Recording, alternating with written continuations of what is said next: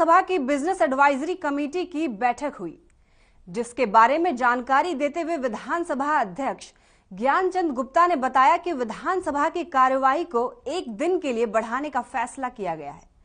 पहले यह 3 दिन की तय की गई थी, अब इसकी अवधि 1 दिन बढ़ा दी गई है। साथ ही उन्होंने कहा कि 170 स्टार्ड और 165 अनस्टार्ड 33 कॉल अटेंशन मोशन आए हैं, 2 adjustment motion, 1 private member bill और 6 सरकारी बिल भी लाए हैं।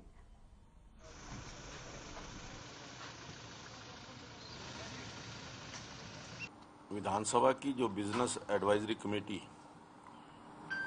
जिसमें ये निर्णय होता है कि हाउस कितने दिन चलेगा। टेंटेटिव सरकार की तरफ से जो कार्यक्रम आया था वो 17 तारीख से 21 तारीख तक था। 18-19 की छुट्टी थी, 3 दिन का था। लेकिन बिजनेस एडवाइजरी कमेटी की मीटिंग में ये तय किया कि अब ये सत्र 22 तारीख तक चलेगा और जो भी बिजनेस हमारे पास आया है अभी तक,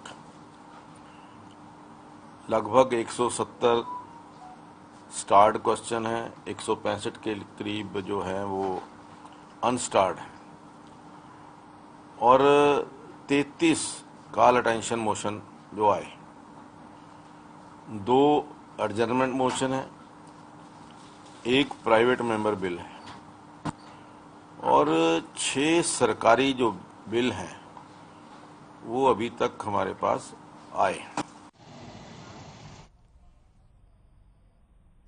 हरियाणा विधानसभा शीतकालीन सत्र की अवधि बढ़ाने पर पूर्व मुख्यमंत्री और नेता प्रतिपक्ष भूपेंद्र सिंह हुड्डा ने भी प्रतिक्रिया दी। हुड्डा ने कहा कि विपक्ष की ही मांग थी कि 3 दिनों का सत्र काफी नहीं होता। 3 दिन के सत्र में सभी मुद्दों पर चर्चा नहीं हो पाएगी, जिसके लिए सत्र को बढ़ाया जाए। जिसके बाद विधानसभा के सत्र को 1 दिन बढ़ाकर 4 दिनों का किया गया। अब विधानसभा का सत्र 17 तारीख से शुरू होकर 22 तारीख तक चलेगा।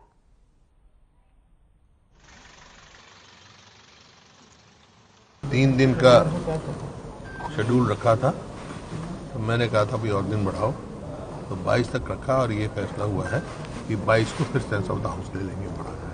सर कल अभी सर ये मान के चला जाए कि 22 को हाउस रहेगा। हाँ 22 को तो है, वो तो 4 दिन 1 दिन बढ़ा दिया आपने। 1 दिन बढ़ गया, लेकिन साथ ये भी हुआ है कि भाई 22 को फिर जो है जरूरत पड़ी तो फिर उसको और एक्सटेंड कर देंगे हाउस की सेंस के।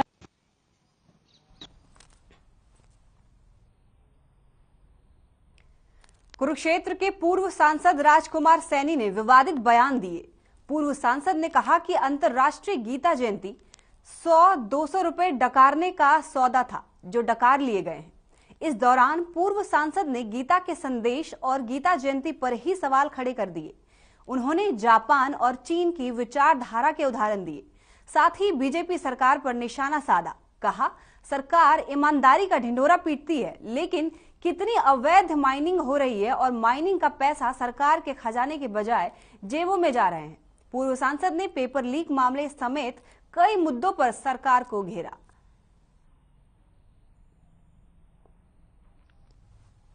आपके मध्य देश के अंदर कि कोई जितने भी समाज सुधारक आए, सभी ने मूर्ति पूजा का खंडन किया।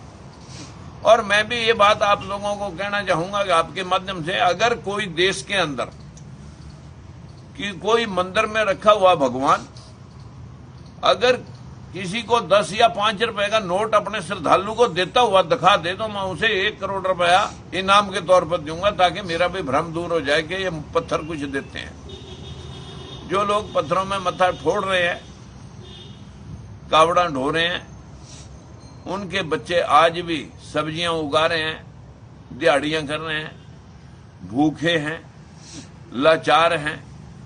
वो सिर्फ और सिर्फ जाके आस्था के नाम पर लूट रहे हैं। खंडन किया। और मैं भी ये बात आप लोगों को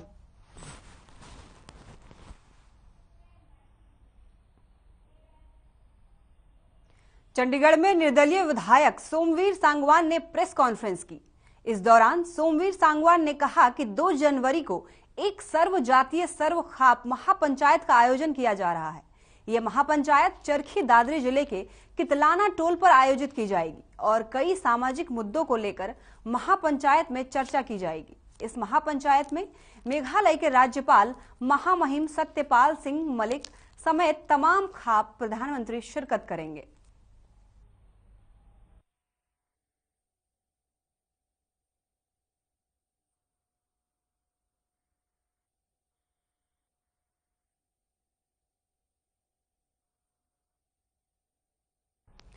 चंडीगढ़ में निर्दलीय विधायक सोमवीर सांगवान ने प्रेस कॉन्फ्रेंस की। इस दौरान सोमवीर सांगवान ने कहा कि 2 जनवरी को एक सर्वजातीय सर्वखाप महापंचायत का आयोजन किया जा रहा है। ये महापंचायत चरखी दादरी जिले के कितलाना टोल पर आयोजित की जाएगी और कई सामाजिक मुद्दों को लेकर महापंचायत में चर्चा भी की जाएगी।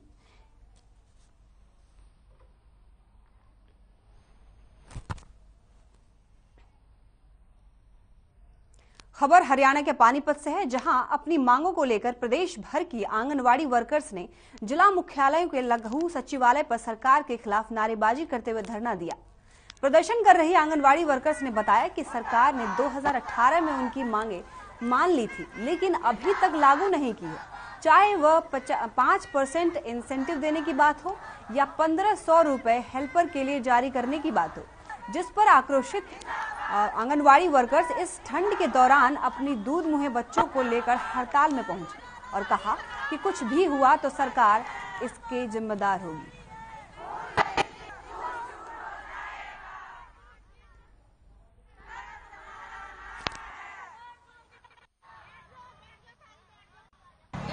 आंगनवाड़ी का रेंट रुका हुआ है, आंगनवाड़ी की सैलरी रुकी हुई है, हमारा कोई भी काम, हमें ये पीपी का काम दे दिया गया, ट्रिपल पी का काम दे दिया, पोषण ट्रैकर का काम दे दिया गया, लेकिन किसी भी मतलब काम इतने बर्डन सब चीजों का, लेकिन सैलरी किसी नाम पे, सैलरी के नाम पे छुड़ने हैं। सैलरी का कहने को ये कहा गया था कि 10 तारीख तक आपकी सैलरी आ जाया करेगी, लेकिन आज हमें 3रा महीना लग चुका सैलरी का भी, लेकिन सैलरी अभी तक नहीं आई। हमारी मांग सरकार से यही है जी, हमारा 2018 में ही हमने जो डिमांड करी थी भी हमारे तनख्वाह बढ़ानी चाहिए और कुछ उसूल में लाना चाहिए, ना तो इन्होंने हमारी सरकार ने ये मांग मांगी जी। और हमारी कुछ बहनें तो 4 महीने हो गए वहाँ का थोड़े सोनीपत वगैरह जैसे करनाल बैठी हुई हैं, जगमती कमला वगैरह, तो उन्होंने वो 4 महीने बैठ कर न फिर वो उनको बोल दिया कि भाई हम मान लेंगे। अब उनकी माननी नहीं, उन्होंने बोला था भी 8 तारीख तक लेटर भेज देंगे, ना तो उन्होंने कोई लेटर भेजा डिपार्टमेंट में और ना ही मतलब उन्होंने मांग मांगी। अब हमारी पूरी हरियाणा की जो यूनियन है, तो हम आप अपने जैसे पानीपत जिले की अलग बैठी हैं और करनाल की अलग बैठी हैं, गरोंडे की, सब हर जगह बैठी हुई हैं। हमारी सरकार से सिर्फ यही मांग है भी या तो हमारे को सरकारी कर्मचारी घोषित किया जाए, अगर नहीं कर रही है तो अर्ध कुशल और कुशल वाला तो दर्जा दिया। भले ही कृषि कानून वापस ले लिए गए और किसान अपने घरों को वापस लौट गए हो, लेकिन जिन पार्टियों की ओर से कृषि कानूनों का समर्थन किया गया था, उनकी मुश्किलें कम होती नजर नहीं आ रही। वहीं फतेहाबाद के रतिया इलाके में कोर्ट परिसर में नए लिफ्ट का शुभारंभ किया गया, जिसमें जेजेपी के सुप्रीमो अजय चौटाला और विधायक नैना चौटाला पहुंचे, लेकिन वकीलों की ओर से इस कार्यक्रम का बहिष्कार किया गया। वकीलों का कहना था कि जेजेपी ने कृषि कानूनों का समर्थन किया गया, कृषि कानूनों को किसानों के लिए फायदेमंद बताया जा रहा था, इसी के चलते उन्होंने इस कार्यक्रम का बहिष्कार किया।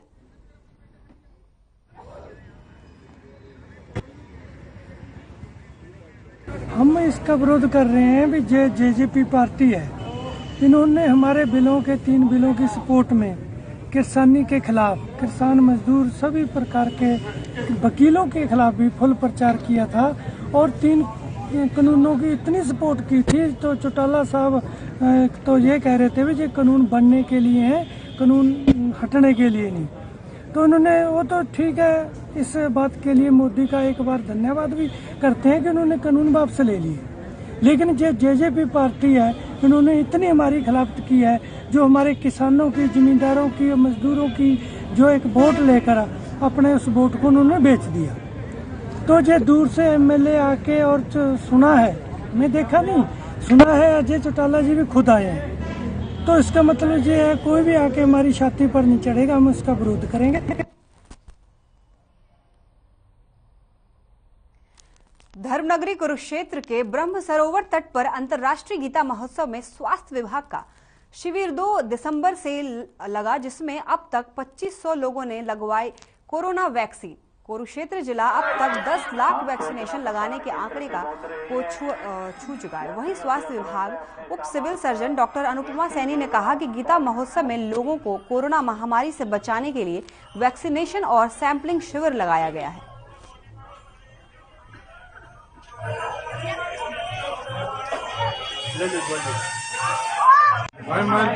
ये 2 दिसंबर से शुरू हो रखा है और हमने उसी दिन से पहले दिन से यहाँ पर कोविड-19 की वैक्सीनेशन का बूथ लगा रखा है। तो इसमें अभी तक हमारी 2500 के करीब टीके लग चुके हैं गीता जयंती ब्रह्म सरोवर स्थल पर से। और इसके साथ ही हम यहाँ पे सैंपलिंग का भी हमने एक वो बना रखा है बूथ, जिसमें हम सभी लोग जो चाहते हैं सैंपलिंग करवा पाएंगे कोविड-19 की। तो और अभी तक मैं ये शेयर करना चाहूंगी कि जिले में कल तक 10 लाख डोजेस का जो मार्क है वो हमने क्रॉस कर लिया है। अगली खबर महेंद्रगढ़ से है, जहां आपराधिक गतिविधियों को रोकने के लिए जागरूक नागरिकों द्वारा सामान्य बस स्टैंड पर पुलिस चौकी खोलने की मांग की गई, जिस पर पुलिस अधीक्षक द्वारा कार्रवाई करते हुए यहां आज नई पुलिस चौकी खोली गई है। इस चौकी का उद्घाटन सब इंस्पेक्टर सुरेंद्र सिंह और अड्डा इंचार्ज वेद प्रकाश ने रिबन काट कर किया।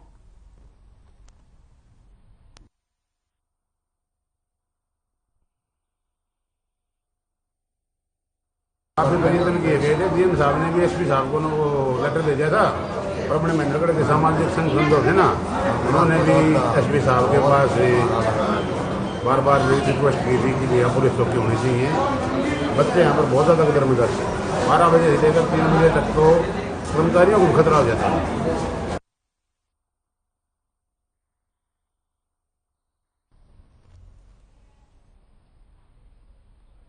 किसान आंदोलन के कारण 1 साल से टोल फ्री होना टोल के लिए एक सबब बन गया है। यमुनानगर के पास टोल प्लाजा पर 4 गांव के लोग इकट्ठा हुए और टोल फ्री करने की मांग करने लगे, जिसके चलते हंगामा भी हुआ, लेकिन पुलिस प्रशासन द्वारा इस पर काबू कर लिया गया। टोल मैनेजर ने बताया कि इनकी खेती टोल के आसपास ही है। अगर 3 किलोमीटर के दायरे में जो भी गांव आते हैं वो अपना आधार कार्ड और गाड़ी की आरसी जमा करवा दे तो उनका टोल फ्री कर दिया जाएगा। एनएचए की रूलिंग है, ये कहते हैं भी जो लोग इकट्ठे हुए थे, ये कह रहे भी जो एनएचए की रूलिंग अभी 20 किलोमीटर की परिधि का जो एरिया है वो हमारे व्हीकल फ्री होंगे।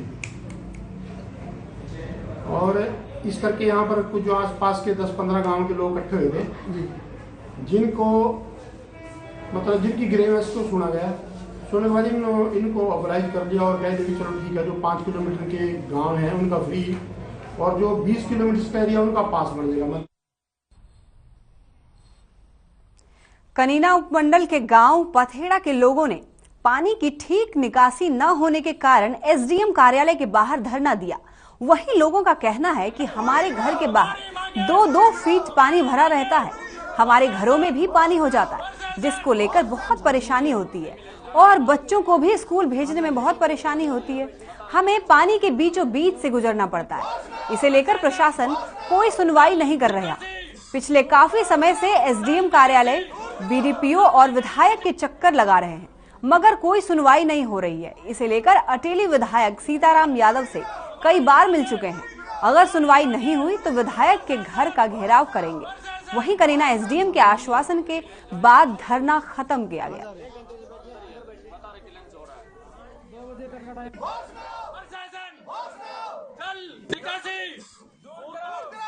हम धरने की इसलिए बैठे हैं जी, हम 15 साल से बहुत ही दुख और परेशानी है। हमारे मेन रक्षा दक्षिण साइड से 2-3 गांव को वो रास्ता कनेक्ट करता है, उसमें हमारे घर के आगे लगभग हमारे 10-20 घरों को तो इतनी मजबूरी है, कोई दिन में कम से कम 100-150 बार आना जाना रहता है, प्लाटों में आना जाना।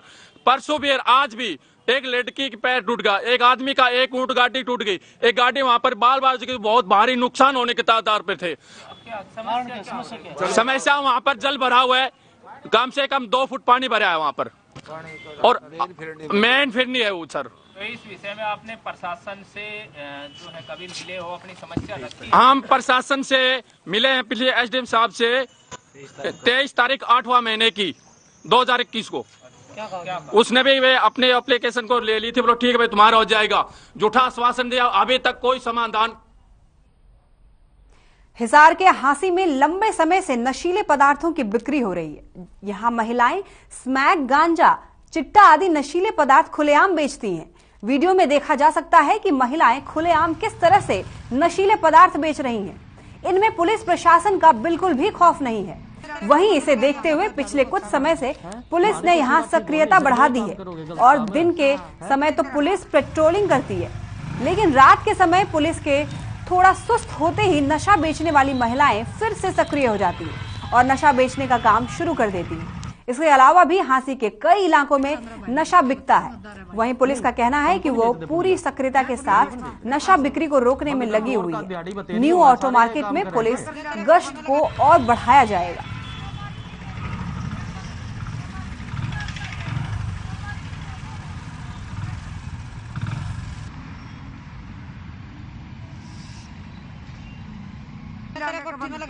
झाड़ू पोछा मार है हमारी कोठी का ठीक हो नहीं, फिर यो काम करोगे, गलत काम है।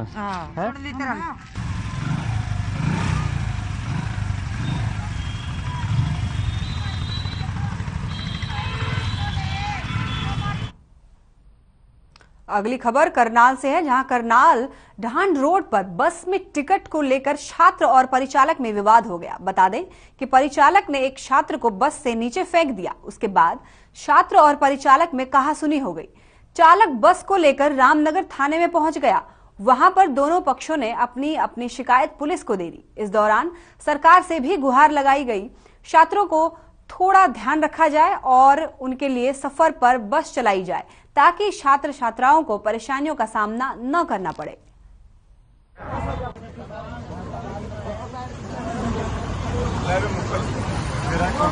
डेली अप डाउन करते तो टिकट भी लेनी पड़ेगी सर। हमें भी पता है ना क्या रूल है क्या नहीं है। तो ये तो सोचते हैं भाई गुंडागर्दी है ऐसे। आपको नहीं लगता कि ऊपर बैठ के जाएंगे तो फिर जान का खतरा बनेगा? जान का खतरा तो है सर, इसलिए वो सरकार को सोचना चाहिए ना सर, एक दो बस एक्स्ट्रा लगवाए। सभी बस ऐसी आती है इस रूट की सर इतनी बस है, वो है ना सवारियाँ। आप ना एक बार में भी 4 लगाए ना तब भी ऐसी जगह पाएगी सर। बैठने की जगह नहीं है, 50 बंदे बैठे होंगे, बाकी तो 150 बंदे ऐसे ही खड़े हैं सर। और बाकी तो आधे से रामनगर से चले गए सर ऑटो में, जिसको लेट हो रहा था।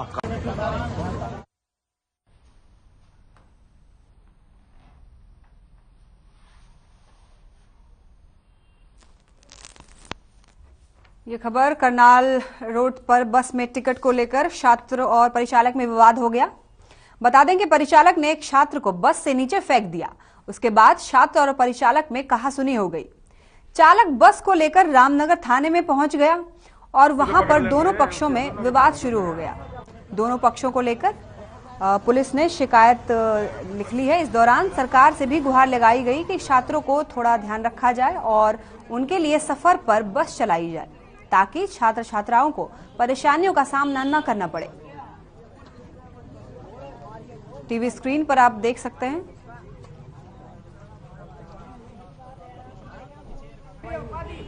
करनाल ढांड रोड बस पर टिकट को लेकर छात्र और परिचालक में विवाद हो गया। बता दें कि परिचालक ने एक छात्र को बस से नीचे फेंक दिया था।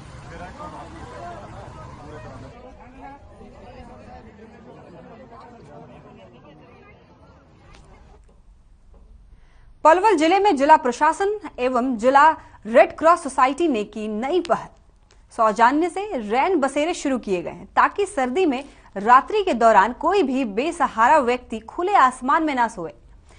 उपमंडल अधिकारी वैशाली सिंह, जिला रेड क्रॉस सोसाइटी सचिव वाजिद अली ने रैन बसेरों के उचित प्रबंधन का जायजा लिया।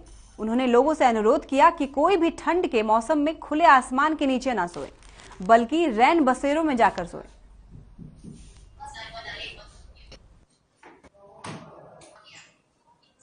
सर्दियां आ गई थी और जो हमारी हरियाणा सरकार की पॉलिसी है नाइट शेल्टर की, उसके मुताबिक जो जिला रेड क्रॉस समिति पलवल है वो जो बेघर परिवार है जो लोग ओपन में सोते हैं वो ओपन में ना सोएं, उनके लिए हमने टेम्परेरी नाइट शेल्टर जिला हेडक्वार्टर जो पलवल है उसमें 3 बनाए हुए हैं, जिसमें एक जाट धर्मशाला में है, दूसरा हमारा ब्राह्मण धर्मशाला में है और तीसरा हमारा बस स्टैंड पे जो बसेस में हमने मेंटेन किए हुए हैं 2 बसेस।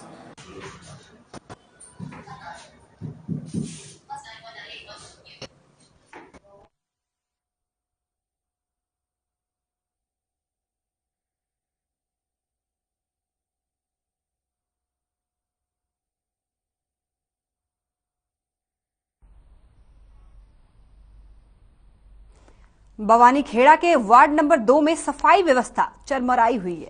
वार्ड में साफ सफाई व्यवस्था नहीं होने के चलते आंगनबाड़ी केंद्र को भी दूसरी जगह शिफ्ट किया गया है। बता दें कि वार्ड वासी कई बार मांग कर चुके हैं, लेकिन इसके बावजूद भी कोई समाधान नहीं हुआ है, जिसके विरोध में वार्ड वासियों ने इकट्ठा होकर रोष प्रकट किया और इसके जल्द समाधान की मांग भी की।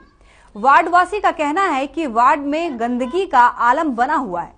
सीवरेज के गंदे पानी से जल भराव होने से आए दिन परेशानियों का सामना करना पड़ रहा है और खतरनाक बीमारियों के फैलने का भी खतरा बना हुआ है और प्रशासन कोई सुध नहीं ले रहा है।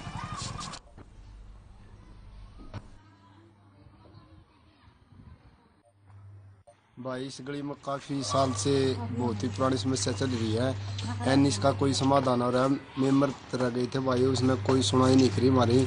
फिलहाल जो भी सीवर लाइन लीकेज है उसका पानी गंदगी काफ़ी फैल रही है और आपको दिखाई दे रही होगी गंदगी। बारिश का पानी बहुत ज़्यादा हो जाता है। यहाँ पर मैन गली है, मैन गली में आते जाते भी लोग परेशान हो रहे हैं और इससे हमारे बीच में काफ़ी बीमारियाँ फैल। कैथल के पुंडरी में जहां एक और स्वच्छता अभियान चलाकर लोगों को साफ सफाई के प्रति जागरूक किया जा रहा है, वहीं पुंडरी के गांव फतेहपुर में सफाई व्यवस्था चरमराई हुई है। सफाई के अभाव में गंदगी की वजह से जीना दुश्वार हो चुका है। लोगों का कहना है कि गंदगी के कारण बीमारियां फैलने का भय बना हुआ है। गंदगी से उठने वाली दुर्गंध के चलते लोगों को भारी परेशानी उठानी पड़ रही है। नालों में बहुत गंदगियां हुई है, जिससे लोगों को परेशानियों का सामना करना पड़ रहा है।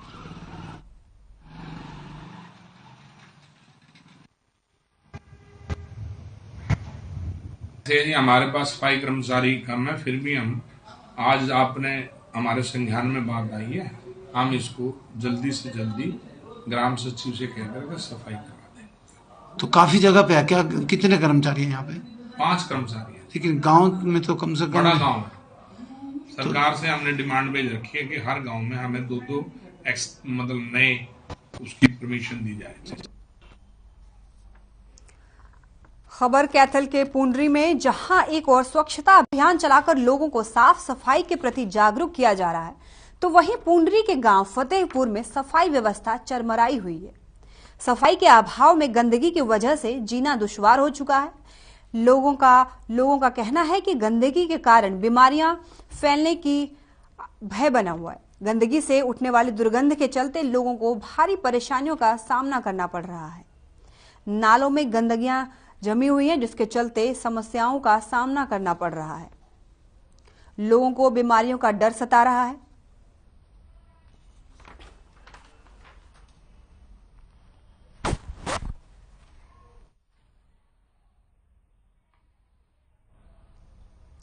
फिलहाल बुलेटिन में मेरे साथ बस इतना ही। बने रहिए हर खबर हरियाणा के साथ।